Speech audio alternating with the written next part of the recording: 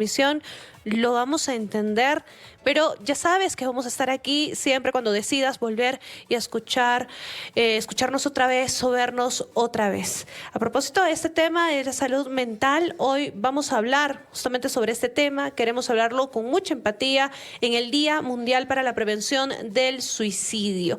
Y queremos contarte además que cada 10 de septiembre... Hoy es 10 de septiembre, el mundo recuerda la importancia de hablar sobre la salud mental. Y lo vamos a hacer aquí en el programa, en Encendidos por RPP. Estamos con la doctora Kelly Castro, psiquiatra de la Dirección de Salud Mental del MINSA, del Ministerio de Salud. Doctora Castro, buenos días, bienvenida.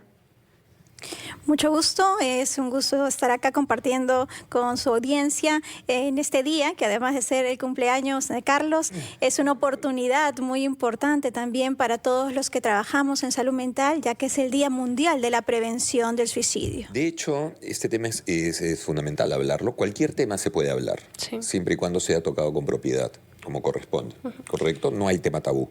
Es mi mirada, en todo caso. Y este es un tema fundamental porque las personas que se suicidan, por lo general, tienen que ver, o podría tener que ver con que quieren dejar de sentir ese dolor. Hay un dolor que no pueden manejar, ¿no? No es que quiero dejar de vivir, quiero dejar de sentir lo que estoy sintiendo y no estoy pudiendo gestionar. ¿Cómo yo me puedo dar cuenta que tengo al frente o en mi entorno familiar o amical un humano que no puede manejar algo que está sintiendo de profundo dolor? Así es, efectivamente, ¿no? Antes hablaba de un mito, ¿no? No hay que hablar de suicidio. No, hay que hablar. Hay que hablarlo. Hay que recontrahablarlo. Así es, efectivamente. Y hay que escuchar así sea incómodo. Porque hay personas que entiendo, como bien dijo Noemí, y muy bien que haya hecho esa salvedad para quienes les incomode, pero yo los invitaría más bien a incomodarse.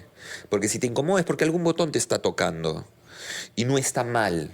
¿Correcto? Efectivamente, ¿no? Y en relación a lo que mencionabas, ¿no? Si hay señales de alarma, justo hablamos por esta intención de poder referirnos a qué señales nos pueden llamar la atención en nuestro entorno, ¿no? ¿Cuáles son esas señales? Por ejemplo, entre estas señales podemos observar digamos, en el mejor de los casos para la búsqueda de ayuda, puede ser que una persona manifieste algunos sentimientos. Me siento solo, siento desesperanza o tengo estos problemas muy graves que creo que no lo voy a poder manejar.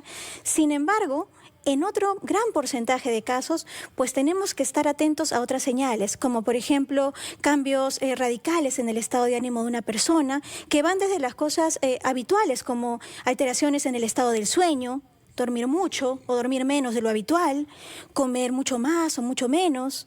También podemos estar atentos a que de repente la persona ya no disfruta de las cosas que antes disfrutaba hacer. De repente salir con los amigos, estar en algún grupo en particular, ¿verdad? Hay cambios de hábitos muy sutiles, ¿correcto? Porque claro, por lo general asociamos la pena, la tristeza, el abandono, la está pasando mal.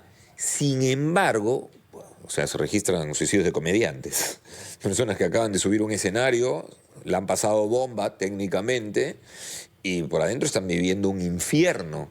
Y yo quisiera entrar ahí. Eso, o sea, hay que hilar muy, muy fino en poder pillar, en poder pescar ese cambio de hábito en esta persona, como por ejemplo el sueño, ¿no? Efectivamente, así es. Entonces, estar dentro, ser parte del entorno, para identificarlo tanto en nosotros como en alguna persona que puede estar cerca, también añado, ¿no?, lo que estaba comentando, por ejemplo, algunos mensajes que son indirectos, ¿no? Por ejemplo, podemos estar ante algún conflicto, inclusive que para uno podría ser algo cotidiano, ¿no? Y la persona puede hacer, por ejemplo, o decir algunos mensajes como ya no quiero ser una carga, o pronto dejaré de ser una carga. O sea, ¿no? el suicida o la persona que va a suicidarse comienza a mandar algunos mensajes a manera no de alerta, de pedida de ayuda, de una forma de pedir ayuda. de pedir auxilio? Sí. Claro, se ha evidenciado que existe eso y justo sobre eso es lo que debemos hablar. Exactamente, hay algunas personas que lamentablemente, ¿verdad? No podemos identificar del todo claro esto. Tenemos que estar atentos a estas indirectas, a este tipo de mensajes, estos cambios en la rutina, a qué tanto deja de hacer las actividades que antes le agradaban, qué tanto deja de compartir con la familia, si son más chicos, si son adolescentes, ¿no? De repente, cómo van estas metas, estos proyectos de vida que se empieza a forjar desde la adolescencia. En el caso de los adolescentes, por ejemplo, ¿qué puede llevar a un adolescente? Porque uno desde la mirada de adulto dice, pero bueno, está comenzando la vida, tiene un mundo por delante. ¿Qué hace, qué lleva a un adolescente a que elija quitarse la vida? Claro, ¿no? Justo resaltar en ese punto, para información de todos, que justo en la etapa joven y adolescentes es donde se reporta la mayor cantidad de casos a nivel mundial. Ah, caramba. Así es la tercera causa de muerte. Okay. La muerte por suicidio es la tercera causa de muerte en adolescentes y jóvenes. ¿Qué los lleva a eso? Las causas son multifactoriales, pero si tratamos de precisar, ¿verdad? En general, se debe, por ejemplo, a un adolescente que puede estar ya teniendo un problema de salud mental que de repente no viene siendo atendido, ¿verdad? Puede ser que exista violencia en la familia, violencia de pareja que ya se puede presentar inclusive desde la adolescencia, o que haya toda una historia, por ejemplo, de maltrato infantil. También el consumo temprano de sustancia, de tabaco, de alcohol. También se ha evidenciado que todos estos factores pueden llevar a una persona, ¿no?, a tener mayor conducta suicida, desde los pensamientos suicidas que luego pueden ir a una planificación y luego lamentablemente a una muerte por suicidio. Sí. Sí, y si hablamos en cifras, doctora, no sé, no me gusta hacer ese comparativo, sobre todo en este tema, pero viendo la situación actual, ¿hay más suicidios que antes? O sea, hay que hacer el comparativo más bien para saber. Sí. Así es. Efectivamente, sí, si bien es difícil. Si bien es cierto, nuestro país a nivel de Latinoamérica no son los que registran el mayor número de muertes por suicidio, sí se ha visto con el paso de los años que hay una tendencia a un aumento, ¿no? El año pasado, en el 2024, se reportaron por SINADEF 749 casos y este año 2025, a lo que va del año, tenemos reportados 541 casos de muerte por suicidio.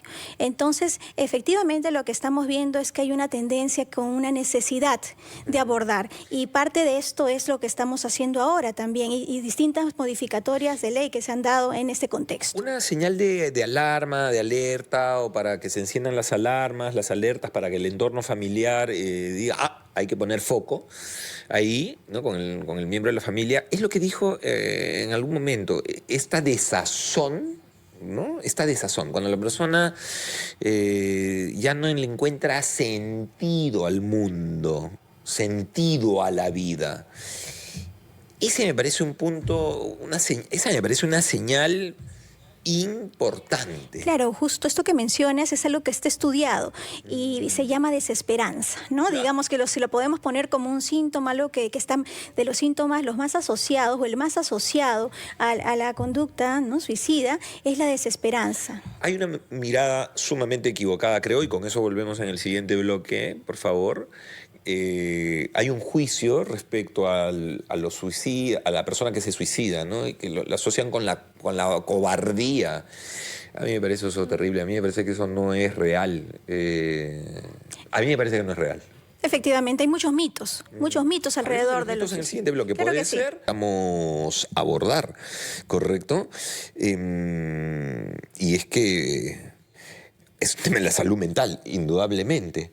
Ahora, ¿cuál es la narrativa que necesitamos cambiar respecto al suicidio?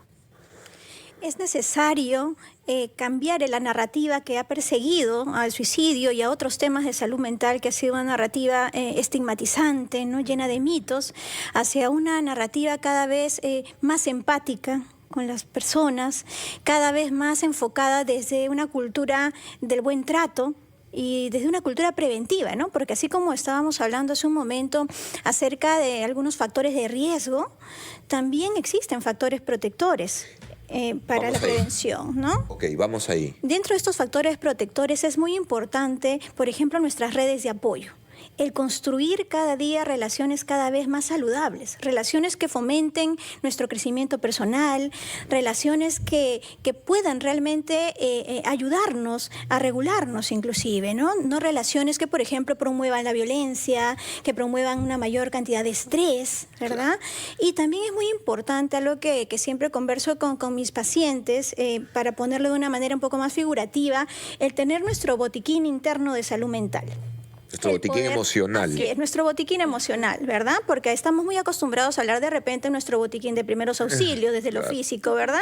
Alcohol, de repente tenemos ahí curitas, de repente tenemos ahí cuestiones muy básicas. ¿Qué es lo necesario en nuestro botiquín? Pero en nuestro botiquín emocional es necesario, en primer lugar, identificar las cosas que a mí me ayudan a salir de alguna situación difícil, que de repente ya me han ayudado antes. Claro. Por ejemplo, alguna persona en particular con quien me guste conversar, de repente algún pasatiempo. Hay personas que les encanta escribir, pintar, dibujar, y de esa manera también autorregulan cada vez mejor sus emociones.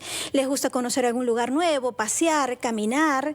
Es importante tener en cuenta ello, además de que en nuestro botiquín también emocional debe estar estas redes de ayuda, estas redes de apoyo. Por ejemplo, desde el Ministerio de Salud, la salud mental ha ido dando pasos importantes con el paso de los años. Actualmente existe también la línea 113, opción 5, en donde podemos buscar este primer contacto, esta ayuda, y también existen pues actualmente distintos establecimientos que funcionan bajo una red articulada desde la salud mental comunitaria, y ya tenemos en nuestro país 293 centros de salud mental comunitaria, además también de unidades de hospitalización dentro de los hospitales generales que antes no existían, donde también se pueden atender las emergencias que pueden surgir alrededor de la problemática de salud mental, ¿no? Correcto.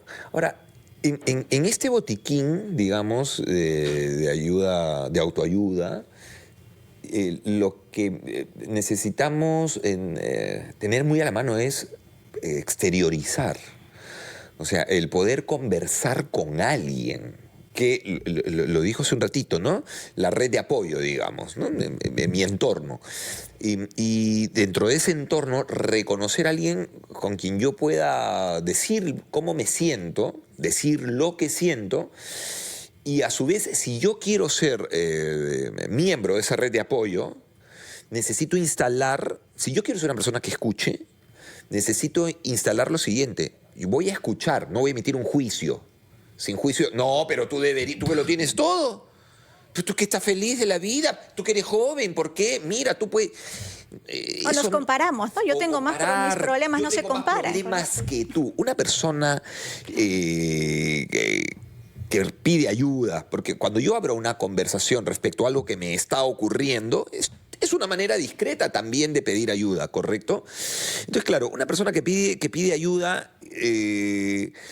desde un lugar en el que siente que sus posibilidades de ser en el mundo ya se agotaron, lo menos que necesita es que le estén comparando con otra, ¿cierto? Efectivamente. Entonces, por ejemplo, en el contexto que mencionas, es importante darnos cuenta todos nosotros que somos capaces de brindar estos primeros auxilios. No necesariamente este primer contacto con una persona que está teniendo este problema o que siente ya esta desesperanza de una manera muy intensa, no necesariamente tiene en ese momento el contacto con un establecimiento de salud, con un psiquiatra, con un psicólogo.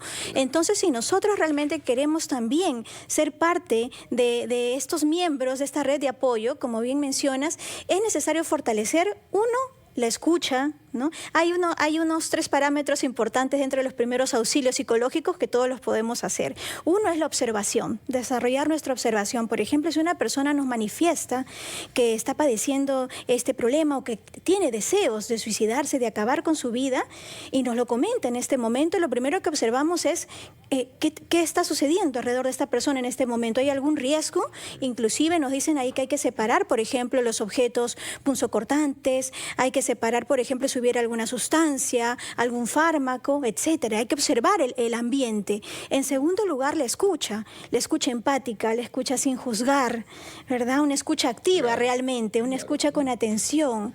Y lo otro, viene el conectar. en el conectar está, ok, ya escuché, ya voy comprendiendo, trato de ser lo más empático, lo más empática posible. Ahora, ¿qué hacemos? ¿No? Claro, y es ahí claro. donde es importante ¿Qué has saber, pensado hacer con así eso? es, ¿no? Y es ahí donde nosotros, todos nosotros, tenemos que tener esta información, por ejemplo, de las líneas, del Doctora. establecimiento más cercano, etcétera. No es. Exacto. Doctora, por ejemplo, se habla mucho de casos de suicidio o de estos problemas en adolescentes, en jóvenes, en adultos, pero hay casos con niños. ¿Y cómo lo tratamos? ¿Y qué pasa con esos niños? O sea, uno piensa que es un niño, no puede tener ese tipo de pensamientos, pero de pronto son las redes sociales, el ambiente al que está expuesto. ¿Qué está sucediendo en esa etapa de la vida? Y bueno, has tocado un tema muy importante, ¿no? El de las redes sociales, que de repente ameritan otros espacios mucho más grandes. Sin embargo, las redes sociales, efectivamente, actualmente se está evaluando mucho ello. Puede ser parte del problema, pero también puede ser parte de, si no es una solución, por lo menos una ayuda efectiva, de acuerdo a la información que podamos realmente encontrar en las redes sociales y cómo cada vez podamos regular más esa información. Exactamente, el hecho de que los niños no padezcan, por ejemplo, de ideación suicida, es también otro mito, ¿verdad? Entonces, ¿cómo podemos observar? Ahí es muy importante el trabajo con las familias. La comunicación de la familia. Un niño depende de sus cuidadores, depende de sus padres. Entonces ellos son su primer contacto y también el involucrar a otros sectores importantes que se están dando actualmente en acciones específicas alrededor de la prevención del suicidio, como las escuelas. Entonces, esta articulación que actualmente se promueve entre las escuelas, los padres de familia, los establecimientos de salud, es algo esencial que viene caminando justo para poder abordar de este tema desde los más pequeños. A ver, me da la impresión, por lo que nos está diciendo, y a propósito de la pregunta que plantea Noemí, es que un niño que finalmente se ha suicidado, ¿correcto?, que ha tomado la decisión de no continuar viviendo, entre otras cosas estamos hablando de un niño que nadie lo ha mirado. O sea, entiendo que un adulto o un adolescente pueda escaparse de la mirada del entorno, ¿no? ¿Correcto? Ponen ciertas barreras, en fin. Pero un niño, eso habla de padres absolutamente desconectados de sus hijos. Así es, inclusive hablamos ahí, ya tenemos que tocar uno de estos factores de riesgo más asociados a esa edad, y es la violencia intrafamiliar, Claro. el maltrato infantil, la negligencia y también otros temas de violencia relacionados como el bullying, por ejemplo, ¿verdad? Aquí hay un dato, y bueno, el tema da como para dedicarle toda la mañana, es un tema importantísimo, pero bueno, vamos a necesitar cerrar el bloque, pero quisiera cerrar con este dato, porque nuevamente, no es algo que de pronto aparece, o sea, a ver, no es que un día amaneció una persona con un problema, bueno, venía 2 semanas triste, ya, me mato, no es así, hay una data. El 90% de los suicidios están asociados a trastornos de salud mental. O sea, eso es algo que ha sido progresivo, ¿correcto? Depresión, ansiedad, claro, ya exacerbadas, digamos, ¿no? Pero una depresión pues no es algo que te ocurre y te dura una semana. Te viene acompañando durante un buen tiempo. Digamos, un ciclo pueden ser 6 meses, pero si ya pasaron más de 6 meses, 1 año, 2, 3, hay que observar. Efectivamente, la depresión es el problema de salud mental más asociado. No es el único, pero es el más asociado. Efectivamente. Entonces, al trabajar también la prevención de la depresión, al trabajar también una atención, una detección cada vez más temprana de la depresión, también estamos abordando la prevención del suicidio. Entonces, es importante también esta conexión de la que hablábamos, ¿no? La importancia de poder también detectar estas señales de alarma en el estado de ánimo del niño, del adolescente, del joven, y yo también darme cuenta cuando algo me está pasando, ¿no? Cuando estoy atravesando un problema complejo, cuando me doy cuenta que realmente algo está cambiando en mí que no me está permitiendo continuar con mis actividades cotidianas y poder buscar la ayuda necesaria. En este mundo que hoy nos está tocando vivir y que nosotros los adultos tal vez podemos capear mejor, pero para un adolescente y para los niñitos y lo que les vendrá, imagínense, ¿a qué quiero llegar? A esta información distorsionada que se está instalando en la cultura, ¿no? Sé feliz. ¿correcto? Entonces tú tienes todo el tiempo muestras de felicidad en las redes sociales, es felicidadlandia, y no es real. Y no es real, porque lo que necesitamos aprender los seres humanos es que el dolor es una realidad también.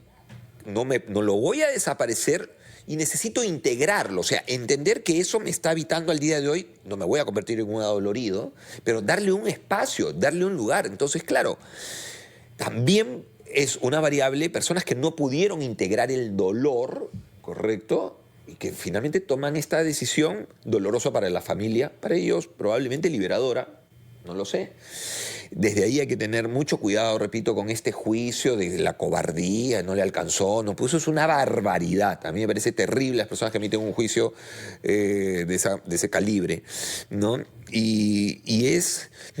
La persona que se mata, que se suicida, no quiere dejar de vivir, quiere dejar de sentir ese dolor, no lo puede gestionar. Ese es el tema de fondo. Efectivamente, ¿no? Inclusive la salud mental no tiene como el concepto la felicidad, ¿no? O sea, no es yo gozo de salud mental porque todo el día estoy feliz, ¿verdad? Sino justo tiene que ver con cómo puedo afrontar estas vicisitudes que se me van presentando en el día a día. Cómo voy aprendiendo a incorporar recursos para superar el dolor y las vicisitudes de mi día a día que se presenta, la frustración, ¿verdad? La incertidumbre, el estrés. Eso se va a presentar de todas maneras en todas las personas. Y ahí de repente, haciendo un punto en esto de las redes sociales, efectivamente, uno de los mensajes que tenemos que transmitir también a todas las personas es que el mundo de las redes sociales, no todo lo que figura ahí, ¿verdad?, es real. No es real. Es algo que el adulto necesita todo el tiempo decirle a su hijo en el acompañamiento, a los adolescentes y al niño. Bueno, Kelly Castro, psiquiatra de la Dirección de Salud Mental del MINSA, con nosotros hablándonos sobre cómo ha aumentado la tasa de suicidios en el Perú. Prácticamente el doble, Noemí. Es dolorosísimo lo que nos está ocurriendo. Muchísimas gracias. Muchas gracias a ustedes. Es muy importante continuar con esta cultura de prevención. Sepan, por favor, que actualmente existen los centros de salud mental comunitario en todas las regiones de nuestro país y que también existe una línea gratuita que funciona a las 24 horas desde el Ministerio de Salud, la línea 113, opción 5.